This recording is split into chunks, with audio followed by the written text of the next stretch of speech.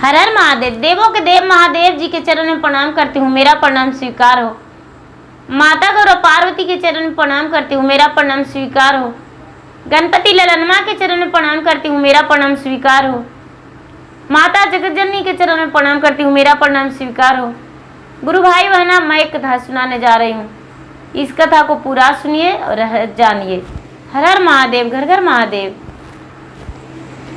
गुरु भाई बहना, एक सेठ जी थे और सेठ जी का 2 बेटा और 1 बेटी थी।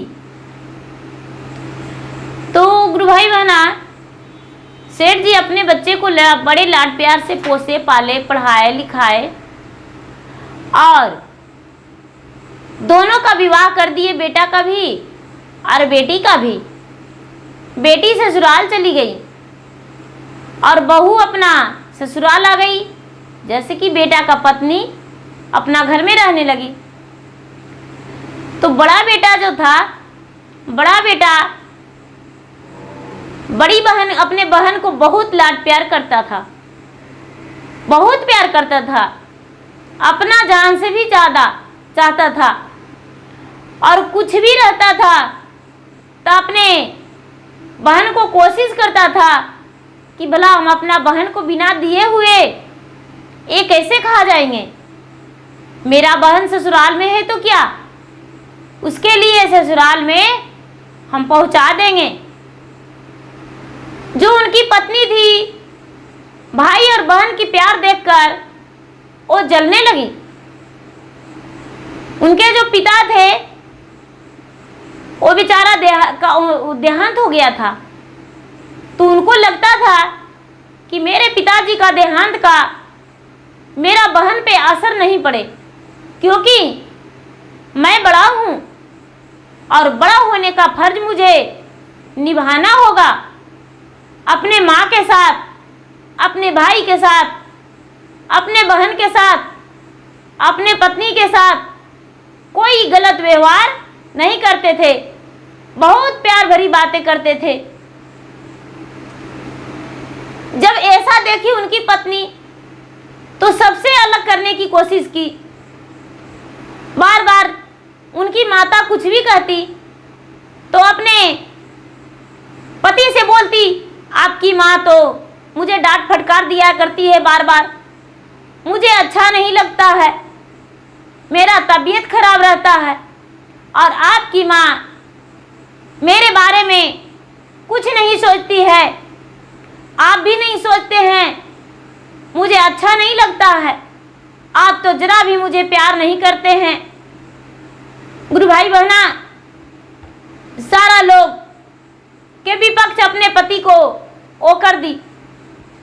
धीरे धीरे समय आने पर रक्षाबंधन का दिन आया। जब रक्षाबंधन का दिन आया, 2-4 दिन बाकी था, तो उसके माता जो थी, माता बोली, बेटा पिताजी रहते थे तो बहन को घर ले आते थे और बहन जो थी, बहन राखी बांधती थी और तीज व्रत भी कर लिया करती थी।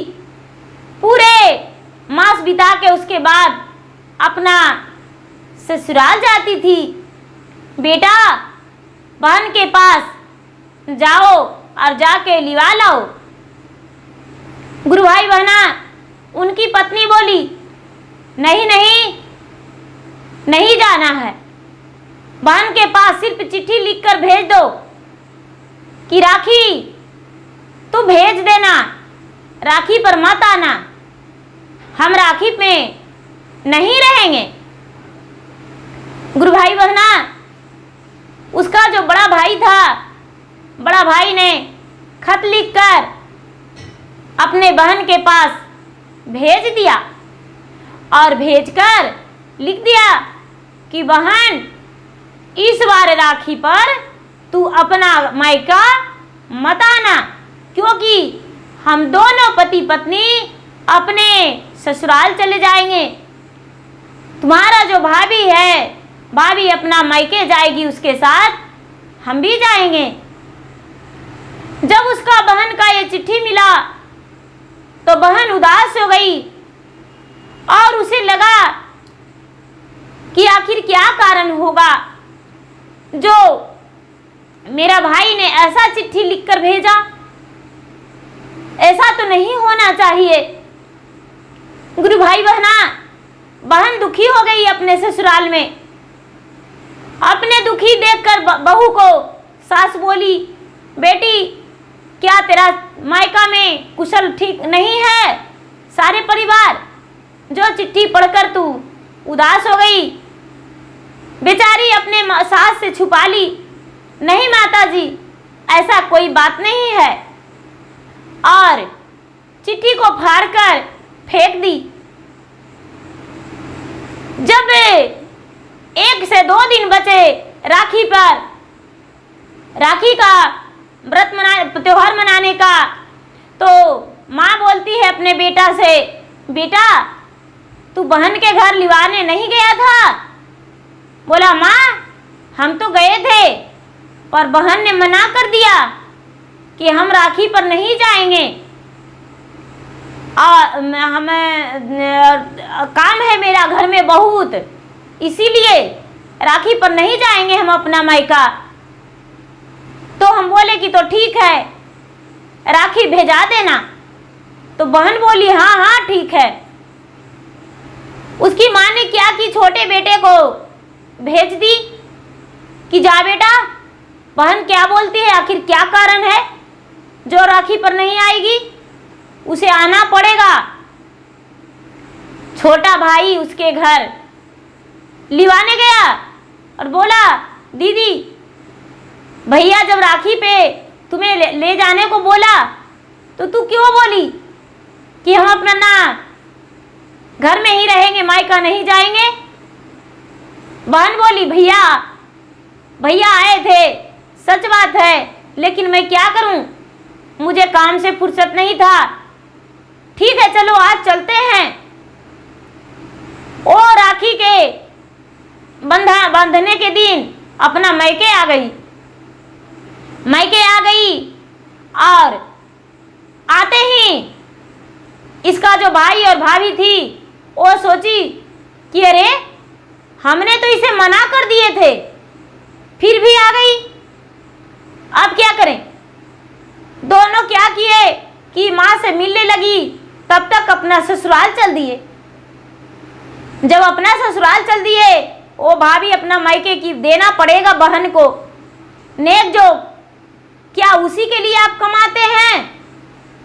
बहन को दे दीजिएगा तो हम क्या करेंगे, बहन को नेक मत दीजिएगा। गुरु भाई बहना, ऐसा नेक देने के वजह से भाई और भाभी अपना मायके और ससुराल चले जाते हैं। भाई ससुराल और भाभी मायके। गुरु भाई बहना, यहाँ बेचारी बहन जो है छोटे भाई का राखी बांध के आवास देखने लगी कि कब मेरे भैया आएगा। शाम हो गया, माँ को बोली, माँ भैया राखी बनवाने के डर से चला गया है, माँ हम अपना घर जा रहे हैं, हम नहीं रुकेंगे माँ। ये बेचारी घर गई और घर जाकर अपना कमरा में बंद करके और पूरा कस कस के जोरों से आवाज करके रोने लगी। और जब रोने लगी तो इसको दरवाजा खटखटाया। सोची कि मेरा सास ही होंगे और कौन रह सकते हैं। जब गेट खोली तो भैया और भाभी दोनों खड़ी हैं इनका कमरे के दरवाजे पर। भाई को देख पूरा खुश हो गई और कहने लगी, भैया आप मेरा ससुराल आए। उसका भाई बोला, बहन मैं क्या करूं, तुमसे तो माफी मांगने लायक भी नहीं हूं। जब अपने पत्नी के साथ हम अपना ससुराल गए राखी बांधने तो मेरा साला साहब ने बोला, आपका कलाई में राखी नहीं है जीजू जी, आखिर क्या कारण है? क्या आपके बहन नाराज है जो आपकी राखी नहीं बांधी? हमने बोले उससे कि नहीं, हम राखी नहीं बंधवाए हैं। उसका बहन बोली, भैया आप तो जानते हैं मेरा ननद लालची है, मुझसे नेक मांगती तो भला आपका बहन का धन नहीं कमता, इसीलिए मेरा साले साहब ने अपने बहन से राखी नहीं बंधवाया कि यदि तू अपना ननद को नहीं दोगी तो हम भी तुम्हें नेक नहीं देंगे, चली जा मेरे दरवाजे से। और मुझे बोला, जब तक तू अपने बहन से राखी नहीं बंधवाओगे तब तक हम भी अपने कलाई में राखी नहीं बंधवाएंगे अपना बहन से, इसीलिए तुमसे हम राखी बंधवाने आए हैं। बहन तू मुझे राखी बांध दो। बेचारी बहन ने अपने भाई के तिलक लगाई और तिलक लगा के और राखी बांधी कलाई में, और राखी बांधकर प्यार भरे आशीर्वाद दी। और जब राखी बांध के बैठी तो देखती है कि रात्रि हो चुका था थोड़ा। इसका भाभी का बहन भी, इसका भाई का जो साला है वो भी आ गए और बोले कि अब बांध दो राखी मुझे भी, क्योंकि मैंने अपना घर से लौटा दिया था तुम्हें, और लो राखी बांधो। तो इसका भाभी जो थी, इसका भाई का पत्नी अपने भाई को राखी बांधी, और राखी बांधी तो भाई बोला, बहन यदि प्यार से हम अपने बहन को बोल देंगे मेरे पास पैसे नहीं है बहन, तो क्या बहन मुझे तलवार मारेगी, मुझे काट देगी या फांसी का सजा देगी? नहीं, बहन को जब देंगे नेक तभी लेगी नेक। इसलिए बहन ऐसा मन में कभी मत सोचना दोबारा कि हम राखी नहीं बंधवाएंगे नेक के कारण। नहीं नहीं, बहन तो एक प्यार के बंधन में रहती है। भाई और बहन का जो रिश्ता होता है एक डोर की तरह होता है, ये डोर कभी टूट नहीं सकता है। और ये जो डोर है, बंधन है, वो भगवान का बनाया हुआ है, कोई अलग नहीं कर सकता, तोड़ने से भी टूट नहीं सकता, इसमें कभी गांठ हो ही नहीं सकता है। इसीलिए बहन कभी दोबारा ऐसा कोशिश मत करना कि हम अपना ननद को लौटा दे और राखी नहीं बंधवाएं, उसे देंगे तभी लेगी। दोबारा कभी ऐसा सोचना मत। अपने बहन को समझाया भाई। बहन ने भाई से भी माफी मांगा, भैया मुझे क्षमा कर दो भैया, मुझे माफ कर दो भैया, कभी ऐसा दोबारा गलती हम नहीं करेंगे भैया, मुझे माफ कर दो। हमें ये पता नहीं था कि तुम ऐसा सोचोगे, लेकिन यही सच है जो तूने मुझे बताया और समझाया।